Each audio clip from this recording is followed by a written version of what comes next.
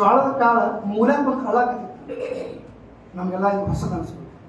ಮೂಲ್ಯಾಕ ಬಂದು ಹಳ್ಳಾಕತ್ತಿತ್ತಂತ ಅಳು ಮುಂದೆ ರೈತಂದ ಅಳಿಬೇಡ ನಾಳೆ ಬರ್ತೀವಿ.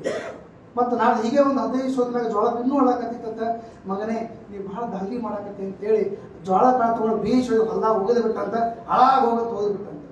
3 ತಿಂಗಳು ಹೋಗ್ಲೇ ಯಾಕೆ ಸಿಟ್ಟಿತ್ತು ಅದ್ರ ಮೇಲೆ. 3 ತಿಂಗಳು ಹೋದ್ಮ್ಯಾಗ 3 ತಿಂಗಳು ನೋಡ್ತಾರೆ ಜೋಳ ಕಾಳು ಸುಮ್ಮ ಕೂಡಾಗಿಲ್ಲ. ಆ ಜೋಳ ಕಾಳು ಮಣ್ಣನ್ನು ತಗೊಂಡು ಗಾಳಿಯನ್ನು ತಗೊಂಡು ಗೊಬ್ಬರ ತಗೊಂಡು 3 ದಿನ ದೊಡ್ಡ ದೇವದಾಗಿ ಮ್ಯಾಗ ನಿಂತಿತ್ತಂತ. ಹೋದ್ ನೋಡಂತ ಈ ಮಗ ಮನ್ಯಾಗ ಒಬ್ಬದ ದಂಧಿ ಮಾಡಾಕತ್ತಾನ ಅಂತೇಳಿ ಮೂಲ್ಯಾಗ ಹೋದ್ರೆ 10 ಮಂದಿ ತಯಾರು ಮಾಡ್ಯಾರಂತ. ಶೆಟ್ಟಿಗೆ ಕೊಡಗಲ್ ತಗೊಂಡು ಕೊಲೆ ಮಾಡ್ಬೇಕಂತ ರಾಶಿ ಮಾಡ್ತೀವಿ. ಶೆಟ್ಟಿಗೆ ಕೊಡಗಲ್ ತಗೊಂಡು ಹಾರಿಸ್ಬೇಕಂತ.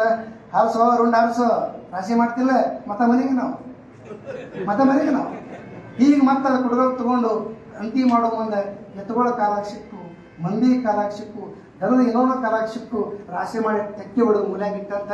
ಅಲ್ಲ ಮೂಲ್ಯಾಗ ಇಟ್ಟಿ ಇಲ್ಲಿ ಹೊರದಾಗ ಮನ್ಯಾಗ ಮತ್ತೆ ಮನೆಗೆ ಅವ್ರು ತಗೊಂಡು ಮತ್ತೆ ಮೂಲ್ಯಾಗ ಹೋಗಿಟ್ಟಂತ ಜೋಳದ ಕಾಳ ಹೋದ ಮ್ಯಾಗ ತಾಯಿ ಅದಕ್ಕೆ ಮನ್ಯಾಗ ಇಟ್ಟಿಲ್ಲ ಅಂತೇಳಿ ಜೋಳವನ್ನು ತಗೊಂಡು ಕೇರಾಕತ್ತಂತ.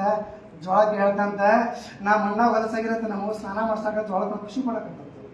ಅವ್ರ ತುಪ್ಪ ತೇರಿ ಎಲ್ಲ ಮಾಡಿ ಬುಟ್ಟ್ಯಾಗ ಹಾಕಿ ತುಗರು ಒಯ್ದು ಇದಕ್ಕೆ ಬಿಸ್ಕೊಂಬ ಅಂತ ಕೊಟ್ಟಾಳಾಗ ಹೆಗಲ ಮೇಲೆ ಇಟ್ಕೊಂಡು ರೈತ ಹೊಟ್ಟಂತ.